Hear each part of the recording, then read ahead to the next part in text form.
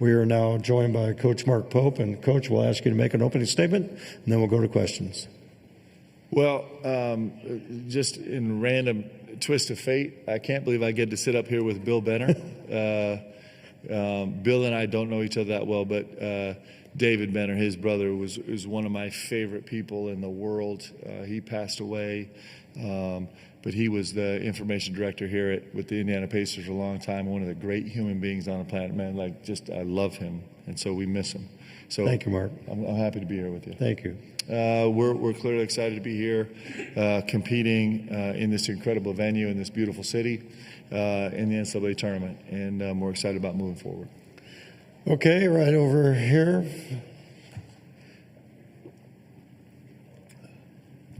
Matt Newell with the Indy Star. You obviously referenced your time with the Pacers.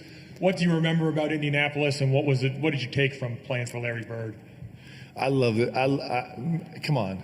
I'm the most blessed human being in the world that I got to be here on those great Indiana Pacers teams in this tremendous city, playing for Larry Bird and Rick Carlisle and the whole crew. And I'll never forget it. It was the Pacers drafted me.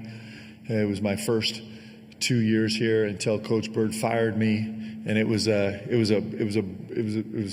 two of the most fun, incredible years of my entire life. Getting to play with these guys, with Reggie and Jack and Chris and the Davis boys, and I mean, come on, Rick Smits. It just doesn't get any better in epic contests, and in a really tremendous era of basketball.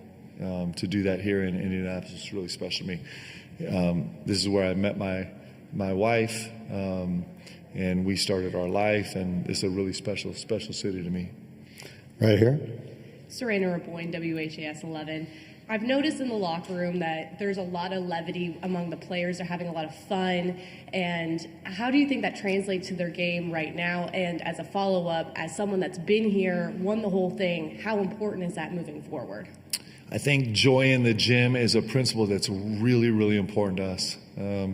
I think we play better when we work hard to find joy in the process, because this can be a grind also. It can be mentally and emotionally taxing and exhausting, and the pressure can be immense. But finding the joy in it, I think, actually helps us perform better. I think it helps us be more focused. I think it helps us be looser. It enables us to be better decision makers. It takes us from our limbic system to our frontal cortex, literally in a real sense, and helps us be decision makers, which is such a crucial part of what we do on the court. And it also is, what's the point? What's the point of all this if you're not building relationships that are going to last forever, and if you're not enjoying every moment? If you can't be here in this city in the Sweet 16 with this group of guys, if you can't enjoy that, then you need to find another thing to do. So I love that the guys are enjoying it. I love that they're taking in every single moment. They came here for a reason. They're very focused on that reason, but their love of each other showing through is actually a strength for us. Right over here. Coach, Akeem Gillespie with the Indy Star. I understand your rivalry or your kind of series with Indiana University is being renewed starting next season. What does that rivalry mean to college basketball, and is that something you guys will look to make permanent moving forward?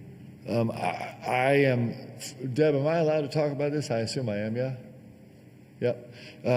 So I have such beautiful memories of Kentucky, Indiana in the RCA Dome, and looking up in the arena and seeing the aisleway where it was split, where it was all blue-white all the way across the arena on one side, and all red and white on the other side of the stadium, and I love everything about it. I think these rivalries are really special in college basketball. I think that this rivalry has incredible history. I think it's great for college basketball. There's nothing about it that's not great. I'm really excited about it. Right back here. Mark, Daryl Bird with Cat's Paws in Lexington. You guys played Tennessee twice, beat them twice. Kind of big view. What advantages do you see for the team that won both of those games this year? And flip side, what the advantages might be for the team that lost both of those games heading into this? Well, if we really parse details, there's certainly maybe the emotional advantage of winning two that you feel like you can. And there's the strategic side of coming in 0-2, kind of consider like you might have a better idea of if you're going to make changes, a better idea of how and why. But I think that's like the 0.1%. I think mostly this is a freestanding game. It's a great Tennessee team. It's one of the top teams in the country. It's the best defensive team in the country. They're one of the best offensive teams in the country. Rick Barnes is if not the best, one of the best coaches in all of college basketball right now, and he's one of the people that I really, really admire. I admire him because he puts together great teams every year, and I admire him because everything I know about him, he's a way better man than he is a basketball coach. And when you're one of the best basketball coaches, that's saying a lot about him. I think he lives his life by a moral code and a moral compass. And I think he sets an incredible example for the rest of us in the profession. I think he sets a great example for everybody. And so I don't know what advantage comes from it. I just know it's two great teams that are playing together in the Sweet 16, trying to get to the Elite Eight, and that's exactly what you expect at this point in the tournament, and we can't wait to get to it. Right here. Hey, Mark. Eric Olson with the Associated Press. First time since '85 that there's been no mid-majors. It's pretty much all power conference teams. What's kind of your thoughts, if you could, on just the future, going forward with NIL and revenue sharing? Are the little guys going to be able to win a few games in here like maybe they once were able to? Yes. I think the answer is yes. We had number one seeds that were one missed shot, one made shot away from going down. So there's been all the drama.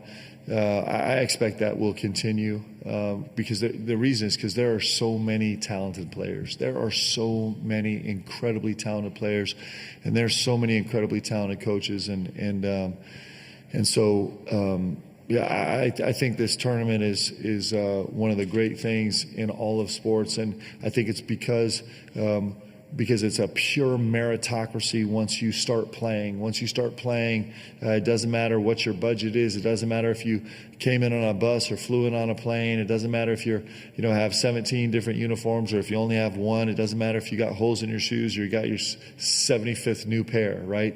You just get on the court and battle that. And there's so many talented players, so many talented coaches. I think this incredible event is only going to get better and better and better. Right here. Coach, good afternoon. Jonathan Gregg, Spectrum News, Kentucky. Every venue is different when you're playing in the tournament. You were at Fiserv in Milwaukee, built for basketball, built for the Bucks. You're here at Lucas Oil. What's it like practicing and then eventually playing here in this building? I think it's a great building. One of my coaches, Alvin Brooks, loves this building like nowhere else on the planet because he hoisted a trophy here. I think it's a really special venue. What's interesting is a lot of times, in the older stadiums, you would walk in and it would be really, really, really light.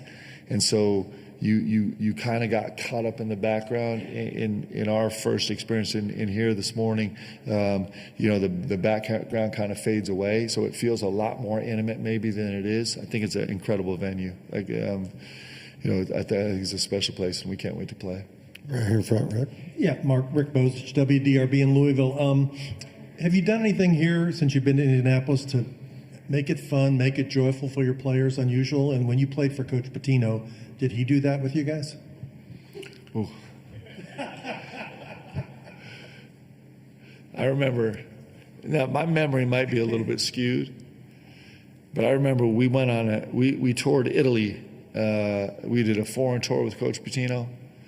And I remember like just an insane amount of time in the gym. And I do remember at one point we finished practice. He threw us in a bus and we were so exhausted. I think most of us fell asleep. But at one point I do recall that we were driving around the Coliseum on our way back to the gym to work out again. So, I mean, I love that man so much. I love him. Now we just got in. We got in late last night and got. We're up early for practice today. The one thing that's great about our team is, it was just fun sitting listening to them at breakfast. I'm not going to tell you what the whole team was debating about. There was this very serious debate about which concerts were appropriate to attend and which weren't as a team. And it was delightful. And so with this group, we don't have to do a lot of exotic things for these guys to really enjoy the moment and love each other. They've made that great. It feels like you're in a room with 12 brothers that are just constantly, I mean, they never stop talking, and it's wonderful. We have talked about, we're pursuing maybe some options to get out of the hotel a little bit this afternoon, just because it's a little bit of a longer, we were early in the morning, so it'll be a little longer day, but these guys are pretty fresh all the time. Okay, we're going to just time for a few more right over here. C.L. Brown, Louisville Courier-Journal. Mark, Amari talked about sometimes kind of needing physical play early to kind of get him into a flow. Aside from eating warm milk with your cereal with him, what kind of buttons have you had to push with him to really get him going? Yeah, so one, this whole Weetabix thing has been super fun, man. The videos that we're getting sent to us are really, really special and sweet and delightful, just BBN coming through in major fashion. With Amari, I'll tell you who I think is the most important guy to him is Brandon Garrison. It's pretty fun. So, our rhythm is the rest of the team goes out early and BG and Amari stay back in the locker room for a minute because they're getting on the court a second later when we're doing warm-ups. And those two get each other hyped. They haven't got to the point where they're getting super physical with each other to kind of awaken him, but maybe we'll start on that. But BG is really important to him. Those two have developed an incredible relationship, and then just focusing on the things we do. Those are the things that we'll spend time with Amari on. Is kind of talking about a first hit, a first rebound, talking about being really, really aggressive downhill to 2 feet early on in the game. He's been so incredibly good for us. I mean, he really is a generational guy right now in his own unique niche in the game. He's been really special. We got time for 3 more right here. Dennis Dodd, CBS Sports. Mark, Kentucky's the standard for basketball in this league, but you've been away a few years. I'm sure you've followed the league, followed Kentucky. What's happened to the SEC this year to the point they've gotten all these teams in? Well, I couldn't give you a really insightful answer on that because I just haven't been here, like you said. But I do think this is, it's pretty great. I mean, it's the first time the league's ever had 14 teams in. It's the first time a league's ever had 7 teams in the Sweet 16. It just has been a magical, brutal, beautiful year in the SEC. And, we'll still see how that pans out as we move forward. But you want to be in the most competitive league, and there's no doubt. I mean, it's really remarkable what this league has been, and it's been a blessing to all of us, and it's been painful for all of us too. And that's what you want. It's been really good. Right here. Hey, Mark. John Huang, NOLA Media. You've emphasized all year the importance of the players kind of keeping an even keel, not getting too high, not getting too low, keeping their emotions in check. How do you feel like they've done? And along the same lines, there have been some coaches, Rick Pitino included, who have advocated for eliminating the post-game handshake line. I didn't know if you had any strong feelings one way or the other about that. I do, and it's because I'm a terrible sport. I advocate that we shut down the handshake line when I lose and that we do it when I win. It's just, I'm a bad loser, guys. I'm trying so hard. I got a whole psychology team that's trying to help me do it better. Hopefully we don't do it a lot. I think that, I think we all have moments where we feel like, why are we doing this? And those are probably not our best moments. At the end of the day, I do think that athletics, I hope that athletics is about more. It can be deadly serious about winning, which it is. Like, we're deadly serious about winning.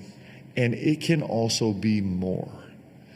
And the more part, you think the deadly winning part is exhausting and taxing, It is, because it takes every ounce of everything that you are as a human being, because you're competing against guys that are giving every ounce of everything, sacrificing everything that they have to win. And so sometimes to ask for more seems impossible. But the one great thing about athletes is they're chasing the impossible. And so can we be the most vicious, competitive, fighting people in the world and fight tooth and nail with every ounce of what we have to find a way to win? And then can we do more? Then can we actually be man enough to walk through a line and teach our guys to walk through a line that we don't want to walk through, the guys that we don't want to shake their hands, and do it just out of the camaraderie of sports? That's a tall order. But I don't think it's, I like tall orders. And I like us being more than, if we're going to do this great, guys, we're going to win and win at the highest level, and we're going to do a little bit more. And that's just one little way that I think we can do a little bit more. So I'd like to be mature enough, and I'm not. I'd like to be mature enough to keep chasing bigger and more important things than just basketball. Last question for Coach right here. Mark, Pete Thamel from ESPN. Overcoming injuries has been a theme of this season. I know you talked about not sleeping a few nights before games and such. Can you talk about how that's maybe defined and forged this team to help them get to that point, and maybe touch a little bit on Lamont and what he's gone through to play here? Yeah, every experience we have, good or bad, our goal is to make it a learning, teaching experience. How can it grow us? My staff is so good about refocusing me and saying, okay, relax, take a breath. How can this grow us? How can this grow us? How can this grow us? And for sure the injuries for us have been really painful, and it's been problematic for us and given us incredible challenges. But what's exciting about it is how it's grown us, right? And I think it's grown us a lot of ways. It's given young guys a chance to come up and play. It's given guys a chance to play in different positions with different responsibilities. It's made us really rethink everything that we went into the season expecting to do. We don't talk about the loss of Kirk Krissa very much, but that actually transformed entirely the way that we were planning to approach the game, and that's an afterthought actually in this slew of injuries we've gone through. So it gives you an opportunity to really grow and really become better coach and a better player, and I think our guys have taken advantage of it, and we'll continue to be tested in that way. But adversity is a gift. Adversity is a beautiful thing. The death of me is going to be when I'm sitting on the beach somewhere, just drinking a non-alcoholic beverage and have no adversity, because then how are you growing? What are you becoming? I think we're obsessed with becoming something. How can we find a way to get better? And these injuries have certainly played a part in us trying to do that. Thanks, Coach. Lamont, I've talked about him a lot. I think, it's a beautiful thing as a coach. It's just like a beautiful thing as a parent. When you see your children doing things better than you ever did them, and being smarter than you ever were, and doing things that are so brave and so bold, we all know what that feels like. That's how I feel about Lamont Butler. He's doing things that you just shouldn't have to ask a player to do. And he has never been dissuaded. He's never been diverted or distracted from his core, which is he wants to raise up and do this for his guys. And he's doing it at insane cost right now, and with unbelievable bravery and unbelievable fortitude and gratitude. And it's just that's why I love sports. When I talk about sports, does it give us a chance to do something even more than we have to do the winning? But can you win and actually do something more than winning? And Lamont Butler, if there's a guy that's been symbolic of that for our season on this team, you talk about a guy that's winning and doing more, it's been Lamont Butler. He's really special. Thanks, Coach. Thanks, guys. Hi, Liv Clements with Indiana University. Kobe, I wanted to mention you guys have done this twice now with Tennessee for the third time. Does something have to change specifically for you guys to make it a three-peat with them? Question for Kobe. Honestly, I don't think we have to do anything different. I think we got to do the same thing that we've been doing against every team, just continue to be ourselves. And, we trust each other on the court. We know what we're capable of doing. And, Tennessee's obviously a really good opponent, so got to get them their respect. And, we're coming into this game with the same mentality that we came into the first two. Question right here. Daryl Burr with Cats, Paws, and Lexington. For Lamont, and if any others want to chime in, that's fine. You guys are at this stage getting ready to play in a game you've dreamed about your whole lives. I'm wondering, as a team, how often do you guys think of Jackson and Kerr, who aren't able to participate in this right now? Question for Lamont. Yeah, we think about them all the time. It's really tough, for them to not be out there with us. Playing, but I feel like they've done a great job of just being leaders off the court, being really vocal in huddles and pulling guys to the side and telling them what they see out there and, what can help our team. So they're still very valuable to us, and, we just are playing hard, playing for love and, playing with passion for them who can't be out there with us. Question right here. Adam Oppenheim, Indiana Media School. This is for Kobe.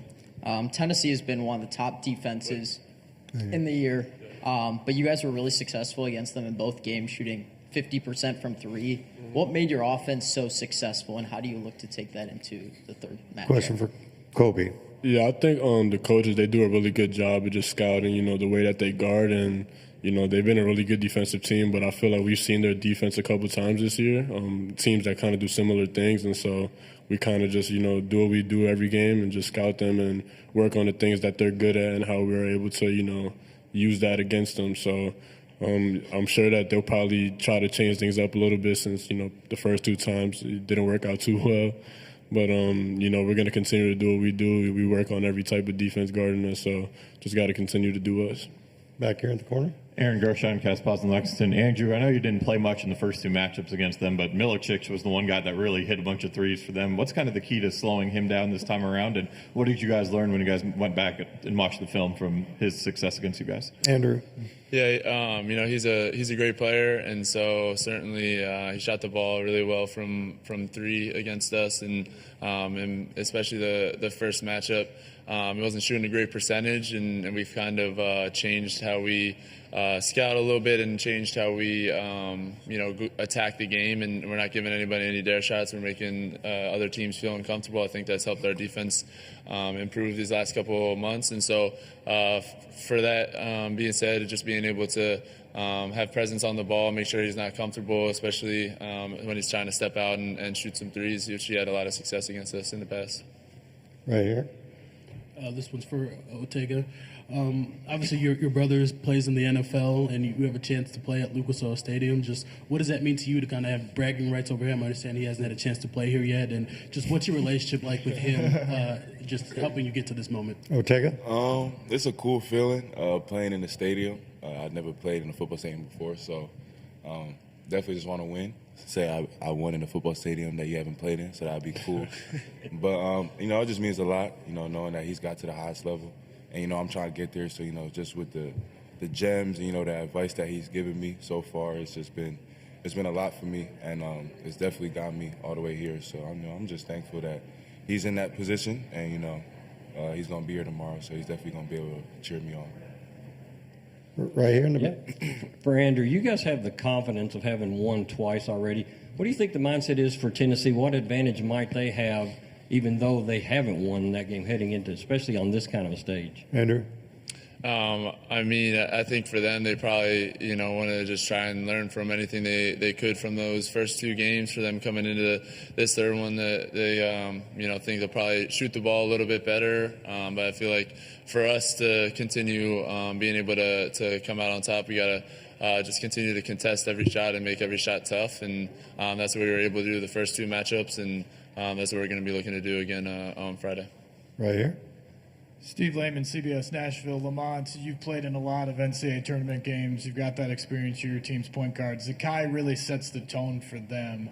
How much do you take it upon yourself to set the tone and maybe counteract whatever he does on the floor for your squad? Lamont? Yeah, he's a really good player, really good point guard, one of the best point guards in the country. He Defensive Player of the Year in our league and first team. So we know that we got to go out there and really just play hard. I think it's going to be a great matchup, for me. But it's a team effort. It's a team effort, not just one person, guarding somebody. We're going to be connected on defense, and we got one of the best coaches. So I think we're going to be ready to go and win that game. Over here. Vince Ferrara, 99.1, the Sports Animal in Knoxville. This is for Lamont and for Kobe. I know when you're a really good shooter, probably the surroundings don't matter to you much, but wondering with the setup in a stadium, what those backdrops are like for you to adjust to that, and how did that go today at practice? Lamont. Yeah, I mean, it's definitely a little different. I mean, we've never played really in a football stadium, playing arenas. So, I mean, once we got the first our shots up and kind of figured it out, it's normal at that point. Kobe. Yeah, I mean, I feel like it's been pretty cool just to play in different environments. And for me, it's my first time playing in a football stadium, so that's a pretty good experience. I don't really think it changes anything. I always say if the ball is round and the rim is a circle, then I think it's all the same thing. So just I'm excited to get out there and play. Right here.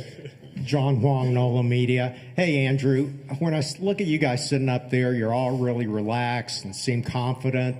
Is that just part of the team mentality? I know BG has a tendency to kind of get worked up, but Coach Pope has always emphasized keep a level head, keep your emotions in check. Is that just part of your team personality? Andrew? Yeah, I would say definitely. This team, we really care about each other a lot. We like to have a lot of fun together, and so it's a lot of fun to be around these guys, and definitely, just how talented our team is and how close we are definitely brings you a little bit at ease at times, and it really allows us to enjoy the moment and take your time. It really kind of gives us that a little laid back, but always having a great time with each other for sure. Time for a couple more. Hi, Liv Clements again at Indiana University. Otega, I wanted to ask, you've been a powerhouse going into this season, into this tournament. Is there a way that Tennessee actually can stop you? Otega. I don't know. I hope not. But, I'm just going to try and go out there, have good energy. I feel like the ball finds good energy. So I hope they can't stop me because, I'm trying to win. But, yeah, we're going to see. One more for the student athletes right here. Yeah, for Andrew and Amari, I know, Andrew, you just talked about, right here. You just talked about how much fun you guys have together, how much you enjoy each other's company. I guess, what brought you guys together so quickly, right? I mean, this is an entirely new team. You guys didn't know each other this time last year. How have you guys become really like brothers? Andrew?